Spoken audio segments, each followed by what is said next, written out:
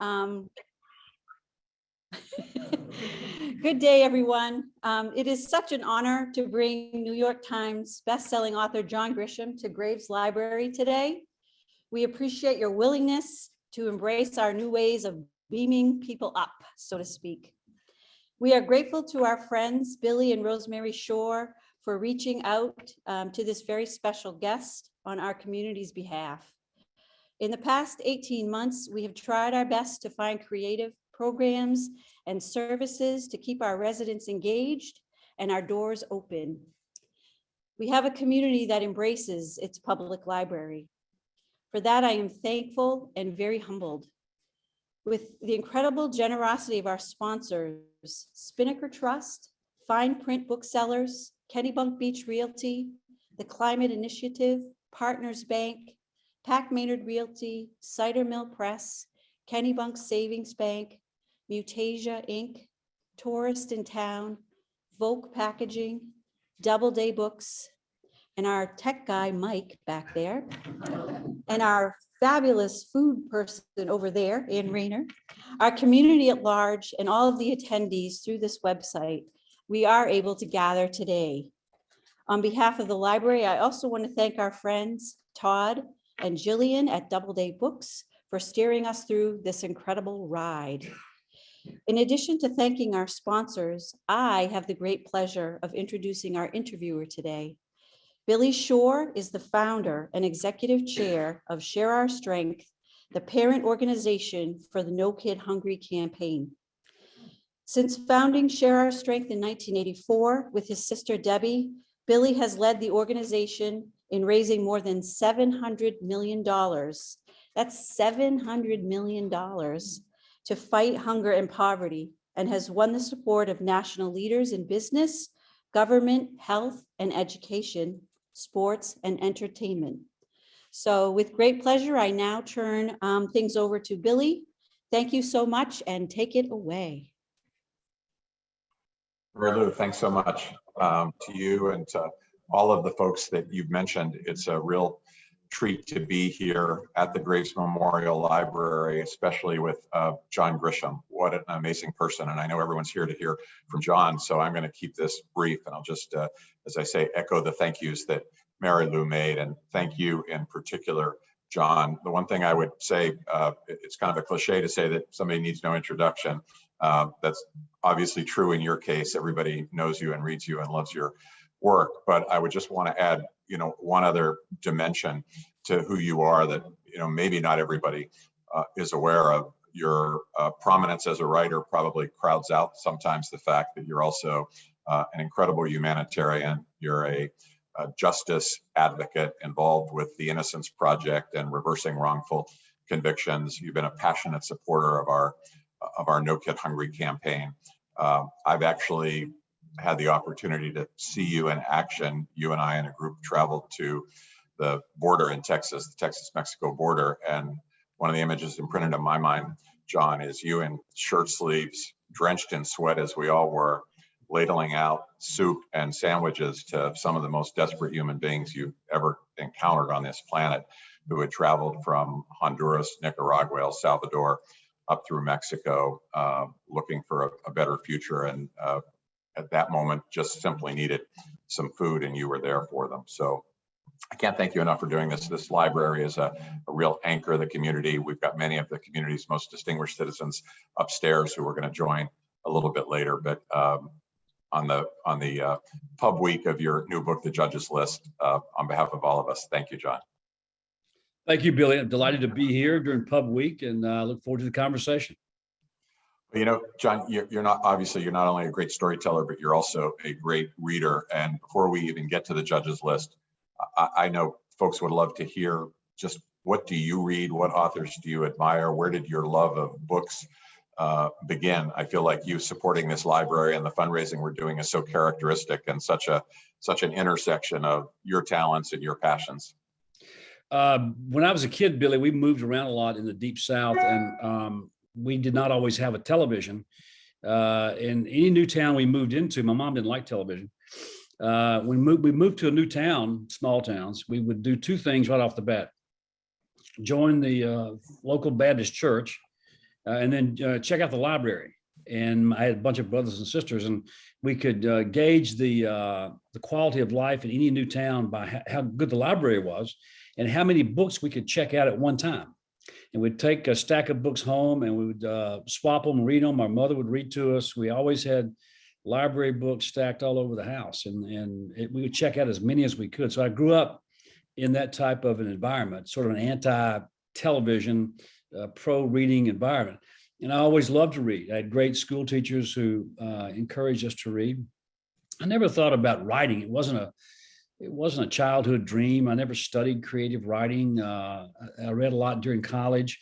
Law school almost killed my love of reading because I had to read so much stuff that wasn't any fun to read. And that's what lawyers do. You have to read a lot of stuff to survive law school and then the practice of law. So I lost some of my enthusiasm for it then, or the time for it. My wife, Renee, was an English major at Ole Miss back then. And we spent a lot of time reading her materials, her books. And, it was a way of life, still is a way of life. You can't walk in our house for stacks of books everywhere. Luckily, nowadays, I get a lot of books given to me, sent to me, advanced reading copies or first editions or by a number of writers. Some I know, some I've never heard of. So there are always, 25 books stacked up waiting for me to read. A lot of folks want blurbs for their books, and that's another issue. Don't have a lot of time to read that many books. I enjoy reading books about lawyers, courtroom dramas, and legal thrillers. And Scott Turow's always been a favorite. David Baldacci. Who else? Lisa Scottolini's good. A lot of crime, mystery, suspense. I go back to read the old books of Raymond Chandler. And people like James Lee Burke and Elmore Leonard and Michael Connelly. They had a huge impact on me as a writer to how to write good suspense. And there's just one great writer that I've loved for years, and he died a few months ago. John le Carré, the British espionage writer, was always a favorite, and I've enjoyed his books for many years. And I had a goal a few years ago when I started touring again to go to London and do an author's gig with him on stage, because like I've done with many authors in the past several years. I got to meet a lot of them, but he passed away a few months ago. And also Larry McMurtry, Lonesome Dove, one of my favorite books, passed away a few months ago. So these guys are getting up in their 80s, and we're losing some of our writers. So I'm trying to get out and meet more of them and not stay at home as much. So long-winded answer to your question. I read a lot of stuff. I read a lot of nonfiction books about issues that I care about and write about: wrongful convictions, problems with our criminal justice system, the death penalty, mass incarceration, issues that I'm interested in, care about, and may want to write about. So I'm always trying to keep abreast of current developments in the law. That's where I'm a lawyer, man, and I'll always be a lawyer, think like a lawyer. So that's what I like to read about. I know you've talked about this before, but you're so successful that it's probably easy for people to overlook that, at least at first, it didn't come easy. You were, as I recall, selling your first book out of the trunk of your car. Just talk a little bit about the early days. And I know you've told this before, but not all of us have heard it. Well, like I said, I did not plan to be a writer. I was a lawyer. And when I was 30 years old, about 5 years into my legal career, I saw something very, very dramatic one day in a courtroom, and it stayed with me. And I fictionalized this case, this trial, this dramatic moment. It's seen through the eyes of a young lawyer like myself. I was not involved in the case. It inspired me to try and write this story. And I started trying to write it at the age of 30. And it took 3 years. It eventually became A Time to Kill. That was not the title way back then. And I sent the book off to New York in the spring of 1988 and submitted it to a bunch of agents and editors, and they sent it right back. And everybody said no. It was a classic submission rejection long before the internet. This is when you had to use hard copies and make copies and send them off and pay postage and all that. And it was a lot of fun. The rejections weren't a lot of fun, but it was a part-time hobby. I was very busy as a lawyer and doing other things, and I always treated the fiction as a hobby. And I got a phone call one day from an agent, and he said, "I've sold your first novel." I said I was thrilled. I was great. I couldn't believe it because it had been turned down by so many people. And he sold it to a very small, unknown publishing company, a startup called Winwood Press. They printed 5,000 hardback copies. They had no money for promotion. Book tour was never mentioned. And I was kind of on my own. And I bought 1,000 copies of the 5,000 copies myself, trying to sell them in bookstores and libraries all over Mississippi. And I eventually sold most of them, but the book was just a flop. It didn't go anywhere. Nobody knew me. Nobody knew my publisher. But I had the idea for the second book, and I discussed it with Renee, who reads everything when I write it, and she loved the idea for the second book. And my agent loved the idea for the second book, and I worked on it very hard as I was trying to sell my first book. And the second book was The Firm, and it came out 30 years ago this year, March of 1991, and it changed everything overnight. So There have been 30 books since. I stopped being a lawyer. I lost all interest in being a lawyer and a politician and all that. I said, I'm going to go home and write full time. And that's what I did 30 years ago. Well, I wanted to hear you talk about that because, as you know, there are aspiring writers on this call, and I'm looking in the chat. We've got people literally from all over the country who have tuned in today, and we'll get to some of their questions in a little bit. But let's turn to the new book, The Judge's List. My wife, Rosemary, is a reader kind of like, at your level. She's got a stack of 50 books on the nightstand, and she gets through them fast. She's a fast reader, and I kind of plod through. But when I got to The Judge's List, I caught up to her for the first time because I could not put it down. And I'm curious, part of your gift, of course, is to tell a story in a way that you just kind of keep turning the page. How do you look for stories that do that, and how do you actually make that happen in a story? Well, first of all, my goal with every book is to entertain. That's how I view myself, as an entertainer. I'm not writing great literature that's going to be read 100 years from now. I don't care. I'll be dead, long gone by then. I don't care who's reading what 100 years from now. I'd much rather have an audience now, people who enjoy reading the books now. And so I write for a popular audience. I aspire to write a high quality of popular fiction. It's good. There's a lot of bad fiction and good fiction, a lot in between. A lot of bad stuff gets published, and I want to write really good popular fiction. So to entertain, I have to create suspense. I have to challenge the reader to invest in the book early on in the first chapter or two, to get a hook, to maintain the tension for 300 pages. And to lead to an ending that hopefully is not predictable. I really get frustrated when people say, "Oh, I had that one figured out halfway through." Well, I don't think that's the case. Anyway, all that goes into the story. So when I read a story, my ideas come from the headlines. It's come from magazine articles, from stuff I see on television, all related to the law.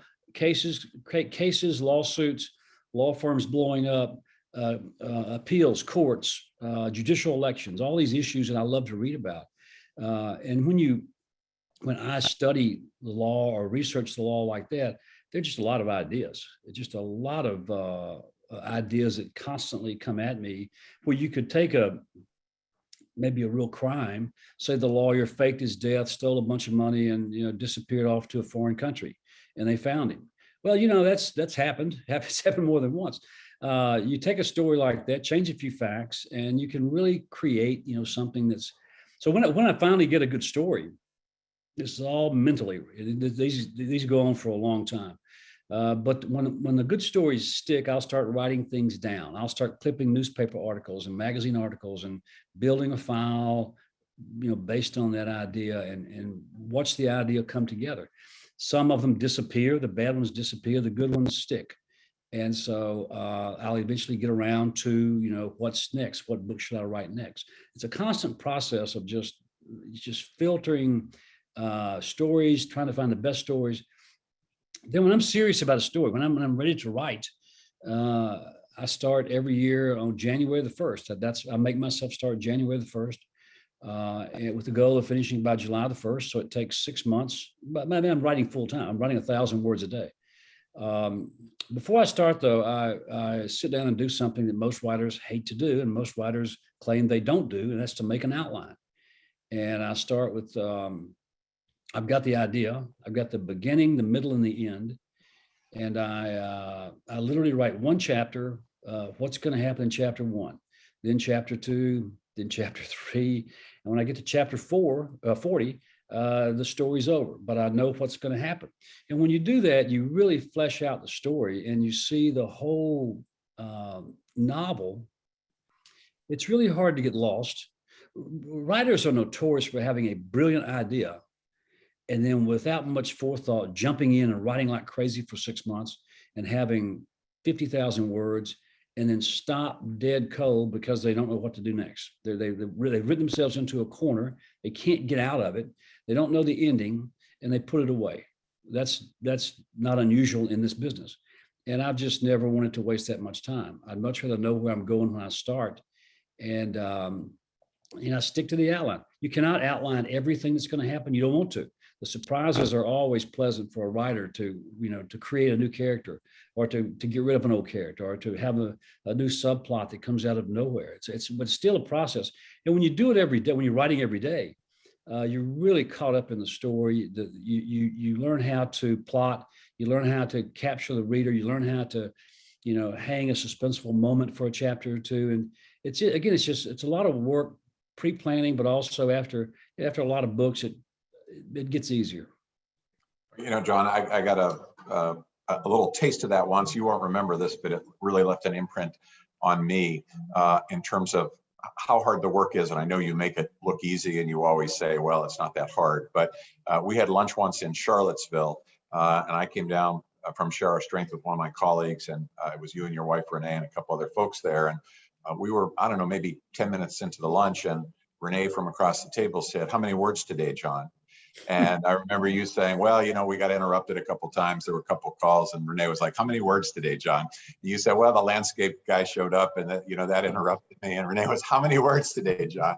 So, I really got the sense that, this is real work, and that you're both, kind of attentive to it. And I know that, Renee, who's been an incredible supporter of ours and on the board at Share Our Strength, has also been an incredible partner to you, just even on the writing side, let alone the life side. She was actually, there were some crucial moments way back when I first started writing the first book. I had never written before. I had no idea what I was doing. I didn't know if I was ever going to finish the project. And I was sort of had the habit of starting projects that never quite got finished. And so I had doubts about whether or not I would actually get to the end of writing a book. And I'd put it down. I'd put it down for a month or so. I'd get frustrated.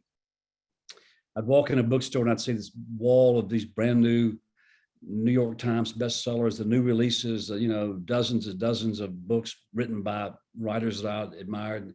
And I would think, who wants to hear from me? What do I have to add to all that? And I'd get depressed, not depressed, I'd get down and wouldn't write. And invariably she would say, where's the next chapter? And I would say, well, it's not written yet. And she would say, well, get busy. Let's get busy. And that happened several times, and she kept pushing, at least through the first half of the book. Once I got halfway through, I could see the end of it. I knew I was going to finish the book, and we got excited about it then and really pushed hard. There was a crucial moment as I was finishing the first book when she said, I had this idea for this law firm in Memphis, and once it was secretly owned by the mafia, and once you joined the law firm, you never left. That became the firm. That was the pitch. And I pitched it to her one time, and she really flipped out over it. She said, that could be a really big book. Let's get it written. So get busy. So she's always been there. We had a discussion this morning, I gave her something to read last week. She has not read it yet. So I barked a little bit. She barked back. That happens every day at our house. She's very much involved in the fiction. So what can you tell us about the judges list that won't require a spoiler alert? A spoiler alert. Well, the thing about the book, you know, by chapter 2, who the serial killer is. So there's no mystery. There's no real spoiler. The story is about a lady, her name is Jerry, whose father was murdered 20 years earlier. In the case, it's very cold. The crime scene was spotless. The cops didn't have a chance to solve the crime. And she became obsessed with her father's murder. And she went through his background. He was a law professor. And she found the only person she could think of, or the only person she could find in the world who ever had a serious conflict with her father. And this became her suspect. And she began stalking this guy, again, for 20 years. And she kept adding to the file. It became her obsession. And she finally came to realize that there were several people who had been murdered by this same guy. And a very clever killer, a very brilliant killer. And she finally took in the first chapter, she takes a dramatic step of finally reporting him to the authorities. And in Florida, where the story takes place, complaints against sitting judges, this guy's a judge, are filed with the Board on Judicial Conduct. And she takes the case there, and they start investigating. And so the question becomes, is he really the serial killer? And are they going to catch him before he kills somebody else? And are they going to catch him before he kills them? Because he's smart enough to do it. He's a brilliant judge. He knows legal procedure, police procedure, forensics, courtroom science. He's been patiently stalking his victims for 20 years. And I'm not sure where the inspiration came from. I think we all keep a list of people. We all carry grudges. Most of them hopefully go away. Most people don't go so far as to want to kill the people on your list, but we all have folks who crossed us in a bad way in the past. It's human nature. This guy is a psychopath, and he's a sociopath, really, and he's mentally unstable, but also brilliant. That's what makes him so frightening. I wanted to try to write something that would really scare people, because I haven't really done that before, and that was part of the challenge. And I think people will be sufficiently scared. But just that, the notion that a judge could be a murderer just turns a lot of things upside down, and from the first minute. I would put there. You also brought back a character who you'd written about before, Lacey Stoltz, and I was going to ask you, how do you think about? It sounds like your characters stay with you sometimes, even after a book is published and you're on to the next one or the next few, but then you decide to bring a character back. How does that work for you? Usually I leave them alone, Billy. A lot of times when I finish a book, they're all dead, so I can't use them again, or they're disbarred or whatever. I've brought Jake Brigance back twice since A Time to Kill for big courtroom dramas in Ford County. Sycamore Row was 7 years ago, big trial that Jake was in the middle of. Last year, A Time for Mercy was another big trial that Jake was handling. He's my favorite all-time character because he's my alter ego. When I wrote A Time to Kill, I was kind of writing about myself and my own opinions and thoughts and emotions and place in life. I think Lacey is probably the only one I've brought back other than Jake. When I finished with her in 2015 with The Whistler, I kind of had a crush on her. I really liked her. She's cool, smart, hip, savvy, single, 35 years old back then. She's 38 or so now in the judges list.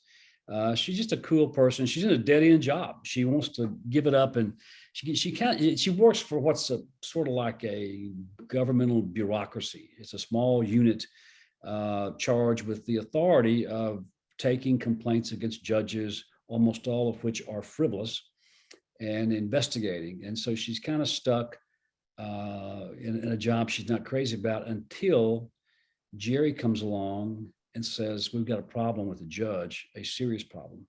At that point, Lacey has no choice but to start investigating, and things get pretty dicey after that.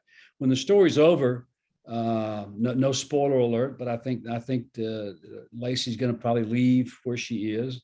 I doubt if she shows up again, but she's, it's always a possibility. Keep our eyes open for her. John, I want to talk about some of the other aspects that I mentioned in the beginning, beyond your writing, and particularly some of the causes that you're involved in. And I know that wrongful convictions in your work in the Innocence Project is one near the top of that list. You and I have had some chats about specific cases that are as riveting as any novel that's ever been written. I would love to just have you explain to folks what the Innocence Project is and talk a little bit about what your role's been. There is one Innocence Project in New York that's sort of like the main project, the main organization. It was founded by Barry Scheck and Peter Neufeld 25 or 26 years ago now. And the mission is to free the innocent based on DNA testing. There are probably 50 other innocence projects or clinics or what do you want to call them throughout the country. There's one here in Virginia at UVA. There's one in Richmond down the road. They're everywhere. They're usually affiliated with a law school, so they get free labor from the law students, and law students love the work. There's some freestanding innocence projects. There's a great one in New Orleans.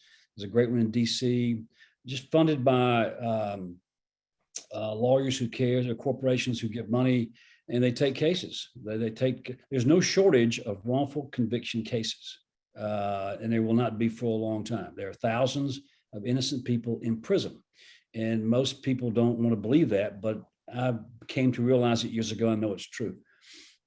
We have about 2.3 million people incarcerated in this country, the highest rate of incarceration anywhere in the civilized or uncivilized world. We're number one. It's impossible to know how many of those are innocent because you can't go back and study every case.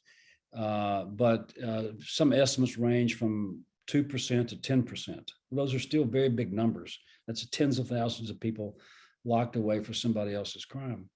And so the Innocence Project gets letters from inmates all over the country, a lot of mail. A lot of inmates claim to be innocent when they're not. We know that. We know how to screen them. We take them, we investigate, we look at their files. Every inmate has a file. He can keep that file in his prison cell. And so they send that to us. We look, we dig. Sometimes it'll take us a year or two to decide whether or not to take a case. And that's a long time for people who've already been in prison for, 5, 10, 15 years. But you can't get in a hurry taking these cases because it entails a lot of work once you sign on. And oftentimes the inmate's lying.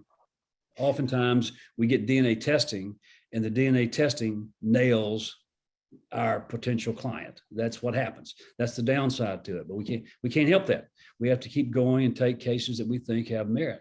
And we have a team of lawyers, we have a staff, we have investigators. We oftentimes go back to the scene of the crime and redo the crime, talk to the witnesses, many of whom often change their testimony years later.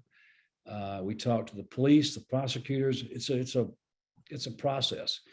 If we file the right motions, if they're approved or granted by courts, we can fight our way back into court and eventually get DNA testing. And if there's DNA at the crime scene, whether it's blood, semen, hair, whatever, we can test it.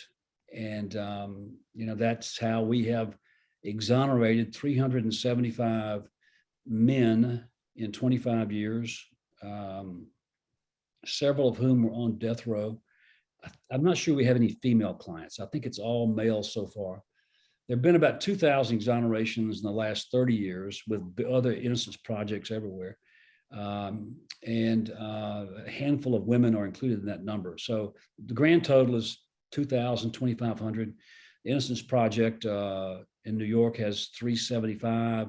Again, there are other projects who are doing great work around the country. There's funding is a huge problem because no government will admit that this problem exists. The government cannot claim, okay, we have a problem because we put innocent people in prison. So there's no funding anywhere from the government, any government. So we have to raise our own money, and that's always a challenge. The more money we can raise, the more innocent people we can get out.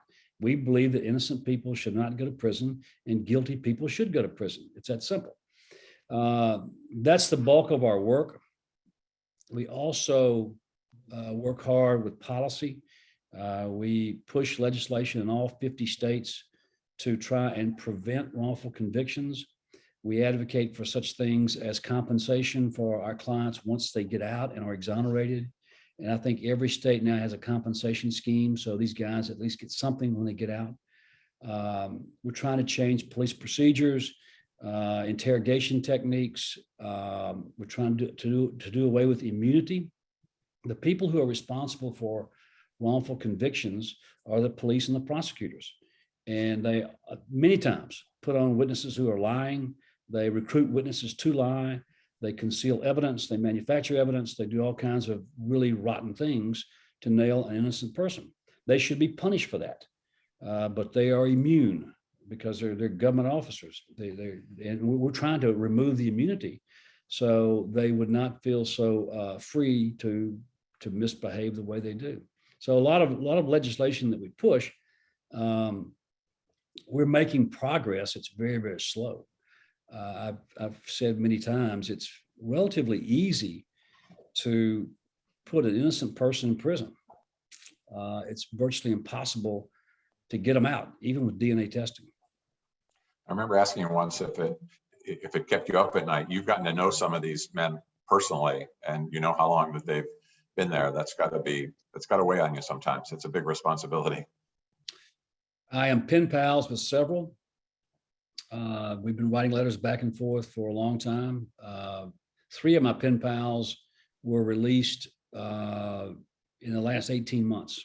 2 of them were paroled, and one was, I think all 3 of them were paroled. They got out, and which was a miracle. I've got several still in prison, and I've worked behind the scenes with their attorneys. We're still, they all have a chance of getting out. But it's looking less and less likely for some. So we keep fighting. We just keep fighting. And yeah, sure. I think about them at Christmas time. I think of Tommy Ward in Oklahoma, who went into prison when he was 20 years old. Now he's 56, and his mother died model prisoner. He's never spilled a cup of coffee in prison. Got his education, teaches Bible classes, model prisoner. His mother lived to be 90 something, and she died a couple of years ago. And we tried to get the corrections people to allow him to go to her funeral, which was not asking a lot. And of course they refused. Most southern states would refuse that request. And so just things like that keep me awake at night. Yeah.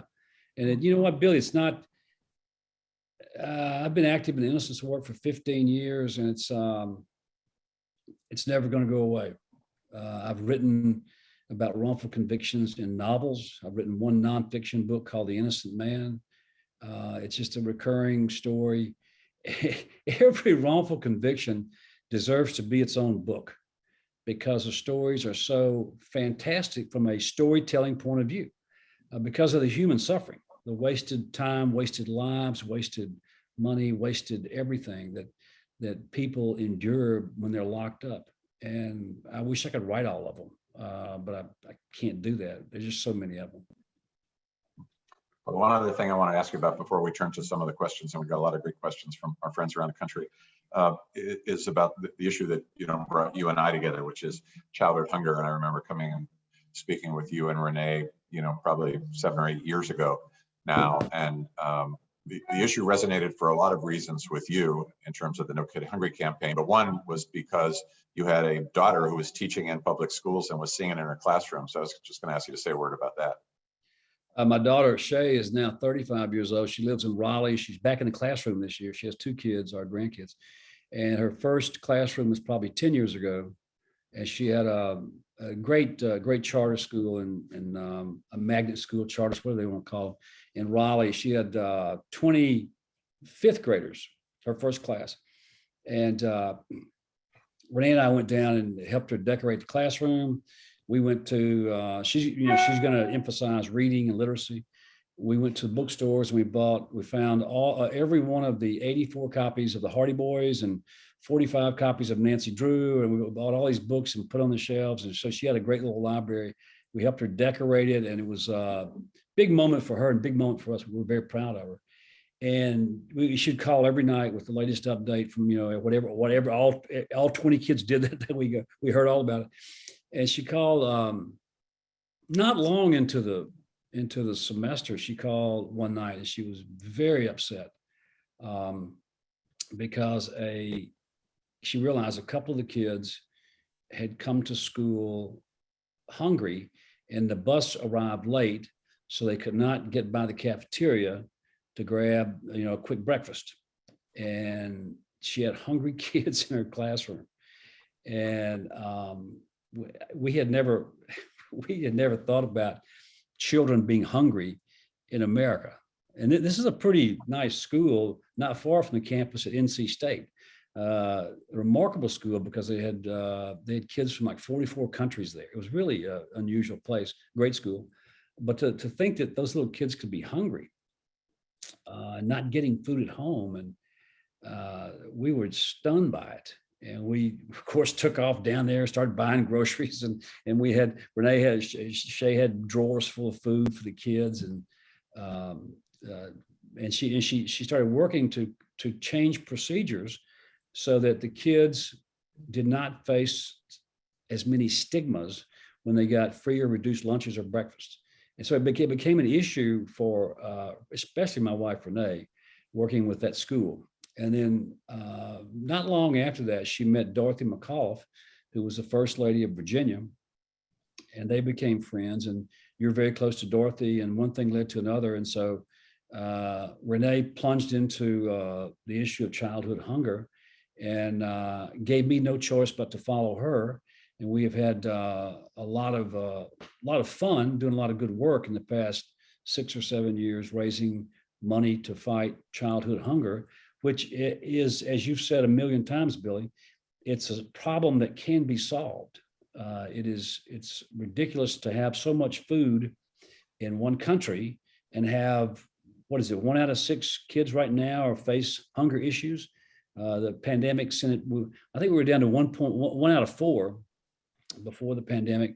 Now it's 1 out of 6 or 1 out of 7, which is still an incredible number of kids who may go hungry tonight in a land with so much food. So yeah, we're excited about that. We're working. Renee, is on the board, on your board, and we're raising money and doing a lot of good work because, again, the problem that we can win this one. We can win this problem. Thank you for bringing such commitment and generosity to it. I want to get to some of the questions. We've got a bunch of them. And folks, as I said, from all over the country, I want to thank everybody for joining, for supporting Graves Memorial Library. Come see us sometime or go on the website. It's really quite as my wife says, it's quite a gem in this community. And we're small but mighty, but we've got the best librarian in the world in Mary Lou. John, a number of the questions are about what it's like for you when one of your books becomes a movie. Could you share a little bit about that process? It is tremendously exciting. The first movie they filmed was The Firm. This goes back many, many years, in 1993. And we went to the set and took the kids and, met the cast and hung out for a while. And it was just a lot of fun. The Firm, they changed a lot of The Firm. I got some pretty rough letters from fans who said, why'd you allow them to make so many changes in The Firm? And I said, look, I didn't make the movie, okay? I don't know how to make movies. I'm not going to learn how to make movies. You have to make changes from the book to get the film made. There was a period of time from the summer of 1993 to the summer of 1994, 12 months, when The Firm, The Pelican Brief, and The Client all came out 6 months apart. And that was as crazy as life could possibly get. The books were, the books were selling like crazy. The movies were there, and it was just it was a dream for us. I've never worried. I've never criticized a movie. I've never worried about what the critics say about the movies, because that's not my work. People say, yeah, well, they changed your story. No, they didn't. A movie cannot change a word of a novel. They can't change anything I've written. It's somebody else's interpretation. And I've been very, very lucky with Hollywood. I've had 10 books adapted, 8 feature films, 1 documentary. The Innocent Man was a documentary by Netflix 3 years ago that was very well done. 1 TV movie, a Hallmark Hall of Fame classic. They filmed, adapted A Painted House. I enjoyed watching it. And then there were 8 feature films. Again, this is back in the early days, because we haven't had much luck with movies here lately. But I've just been very lucky over the years, and I got to meet directors like Sidney Pollack, Joel Schumacher, Alan Pakula. I met all the big stars at one time or other. It's kind of fun, saying hi, eating lunch, whatever. The kids were enthralled by it.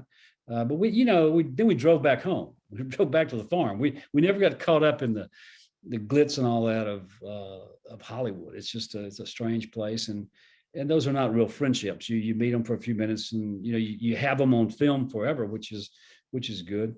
But those early movies had a huge impact on the career, because they were all big movies with big cast, big domestic box office grosses, big foreign grosses, and they're on television somewhere tonight, and they're still selling books. So for that reason, I would love for all my books to be adapted.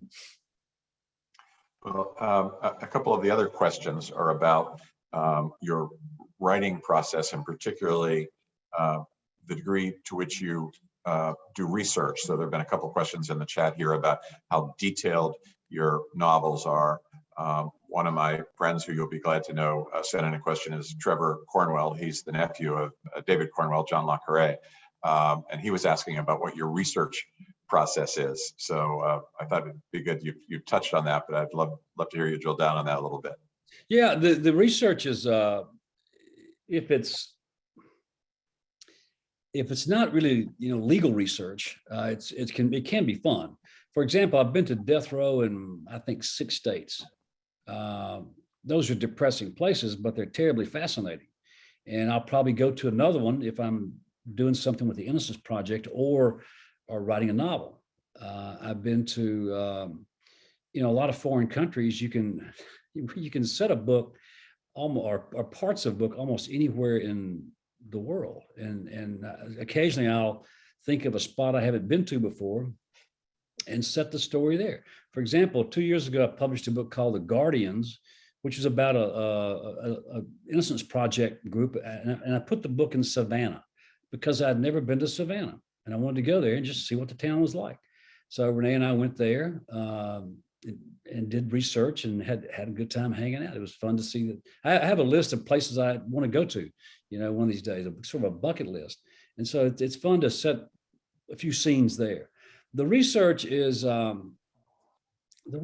all been changed by the internet. It's just so much easier now to find the right hotel in London where a scene may take place, or a railroad in South Africa, or it's just so much quicker to run to the internet, to Google, to Wikipedia, and hope it's accurate. The legal research is something I'd never have enjoyed because I didn't like it in law school. I wasn't very good at it in law school. I tried to avoid it for years as a young lawyer. I didn't want to do research. Sometimes you have to. But we're lucky to live in Charlottesville, and UVA is right down the street, and they have the top 10 law school, and they attract some of the smartest kids in the world here at UVA. And if I need a bunch of heavy legal research done, I'll hire a law student to be my research assistant for a semester, and give them all these memos to write, and they write so well. Sometimes I just take what they wrote, plagiarize it, stick it in the book, and everybody thinks I know my law. I think I'm a real smart guy. But the research is all over the place. It's sometimes fun, sometimes tedious, but it's important because you don't want to make a mistake. You don't want to make a mistake because people are going to find the mistake and they're going to write you letters. And sometimes I write back. Sometimes I say, get a grip, get a break, get over it. But you don't want to get caught making a mistake. So you got to research it. How about your characters? To what degree are the characters completely made up versus to some degree based on people you know or have come across? All made up. The only person, you go back to A Time to Kill, Jake was, as I said, very autobiographical. Jake's sidekick, Harry Rex Bonner. Harry Rex is a big, tough, mean, nasty divorce lawyer. He was based on a real guy, a real lawyer, a friend of mine, still friends. I think that's the only time I've used a real character. I don't want to use real people. I just don't want to use. I don't want to hurt somebody's feelings. I don't want to get sued. I stay away from real people. The other question that's come up is, do you miss practicing law? No, I've never missed it. I only did it for 10 years. And about halfway through that brief career, I got the urge to write. I started writing the first novel. And once I'd written, 100 pages, I thought, well, I might finish this. So you start thinking about, well, if I finish it, I might try to get it published and then it might sell. And so you start thinking, gosh, wouldn't it be great just to sit back and do nothing but write full time, write a book a year and make more money than what I'm doing as a small town lawyer. So I got the bug to write, and that really made the practice of law even more mundane and tedious. And I didn't miss it. The firm hit like a ton of bricks overnight in 1991, and I couldn't wait to walk out of the law office and never look back. One of the things that Sandra Lucas is asking is what your writing schedule is like after you finish your first draft. I think you described you pretty much write for about 6 months of the year, and then what do the other 6 months look like? Well, the writing goes as far as the drafts. Each morning, I start each morning at around 7 o'clock, and that's been the habit for 30 years. And I'll write, when I start, I read what I wrote the day before. And there's a fair amount of editing right then. It also gets you back into the rhythm of the story, the pacing of it.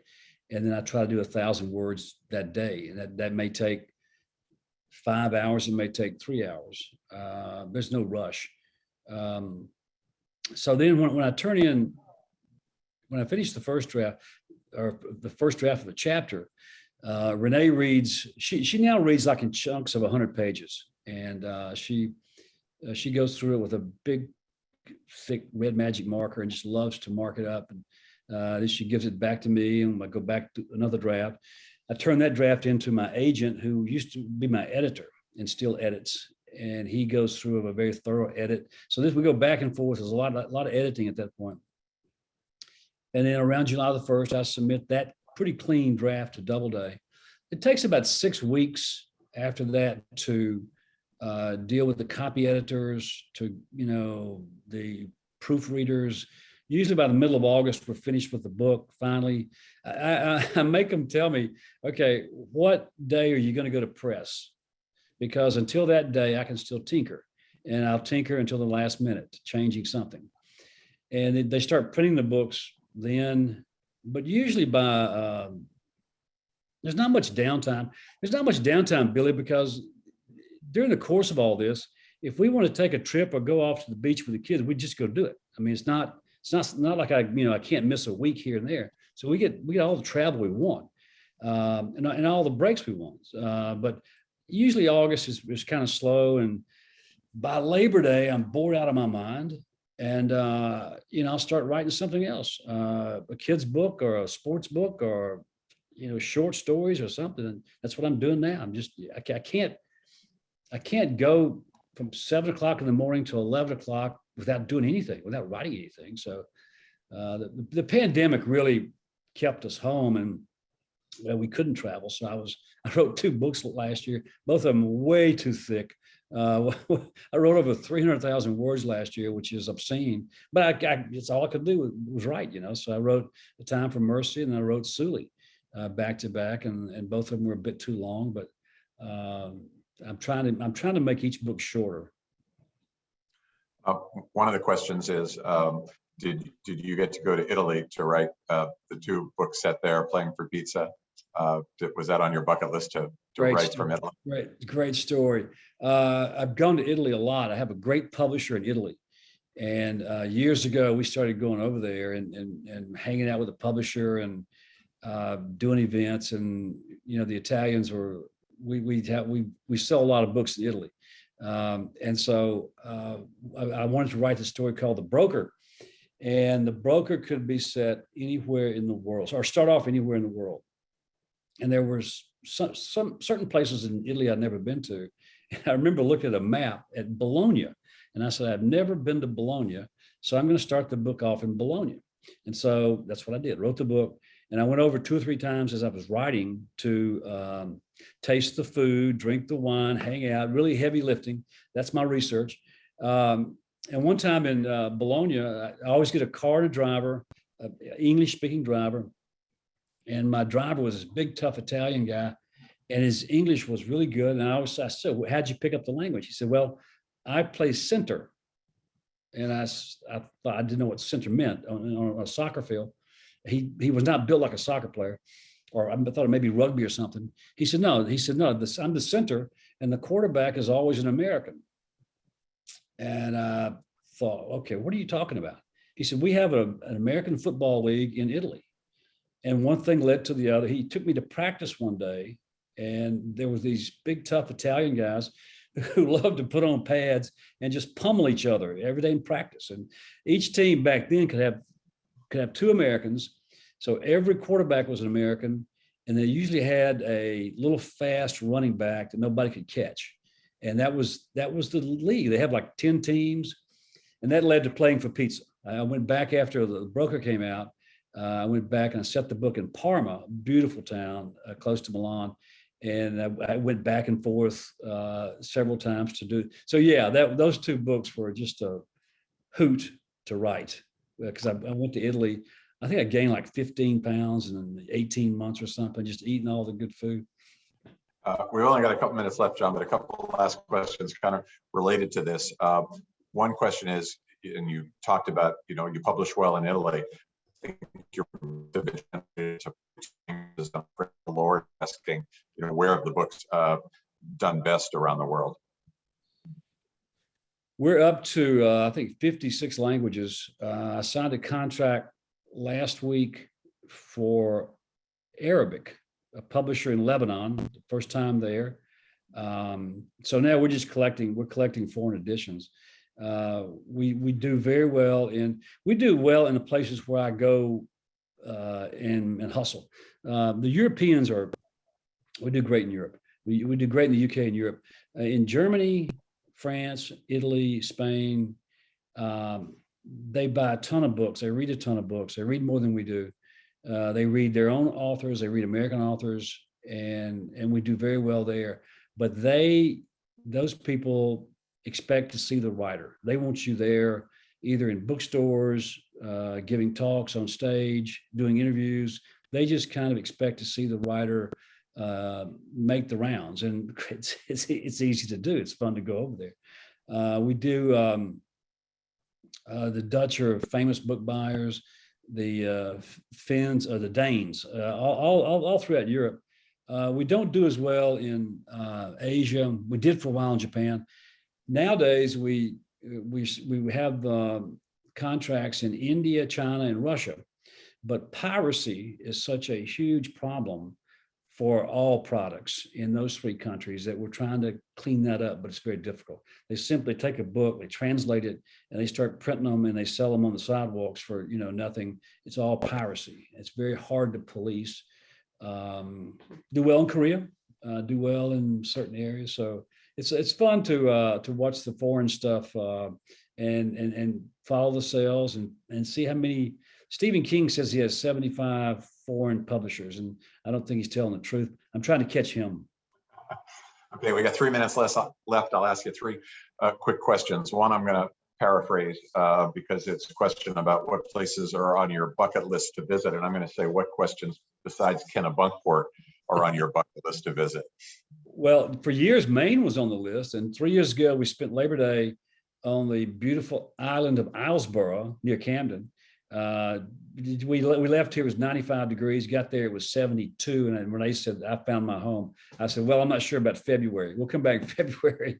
But and then this past Labor Day, went back to the same place. Friends have a house on Islesboro. And so we've been up there a couple of times and met other friends with homes up there. And we want to see more of Maine. That's on the bucket list. We're going to Santa Fe next May for a literary festival. That's on our list. So we have several.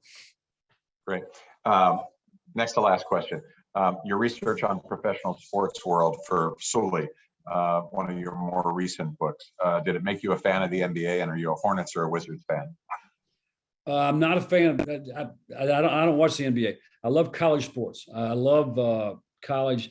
Growing up in the Deep South, we couldn't go see pro games. All we had was college. So we didn't have pro football, baseball, or basketball back then. So we just grew up as college fans, and that's changed a little bit. But I love college sports. I don't watch much in the way of baseball. I'm following the playoffs now. My team, the Cardinals, did make it. My American League team, the Red Sox, are still fighting away. Don't watch much in the way of pro football. But I mean, every Saturday we go to, not every Saturday, but for home games at UVA, we go to the home games here and watch college football. We go to all the home basketball games here at UVA and all the home basketball games at UNC. My wife's at Tar Heel. So our whole January, February, March is all around two basketball schedules. So we see a lot of games, a lot of sports, but again, college is much more college than pro. College is where it's at. Well, thank you, Will Canteras, for that question. And the last one is from Margaret Reed, and you can take the fifth on this if you need to, but the question is, who's the tougher editor, Renee or your agent? Well, Renee, because she'll say anything. She's not afraid of them. And she's going to say whatever's on her mind. The agent does too, but he's been a friend now for over 30 years. So they're both tough and they're both very supportive. Well, John, this has really been a special hour for us. I want to respect your time. I can't thank you enough for taking the time to join us and to support Graves Memorial Library. I'm going to turn it over to Jillian to kind of close us out. And I know you're going to stick around for a couple minutes with a few of us, John. Thank you, Billy. My pleasure. Thank you so much, John, and thanks, Billy. This has been a wonderful conversation to be a part of and to watch. John, congratulations again on the judges list. And thank you to all of our audience members. You've asked wonderful questions and been very attentive. Just as a reminder that if you registered through Eventbrite, we should have your mailing address to send your signed copies of the judges list. A recording of this event will be available and emailed to you within the next 24 hours. And thank you, everyone. Have a good afternoon.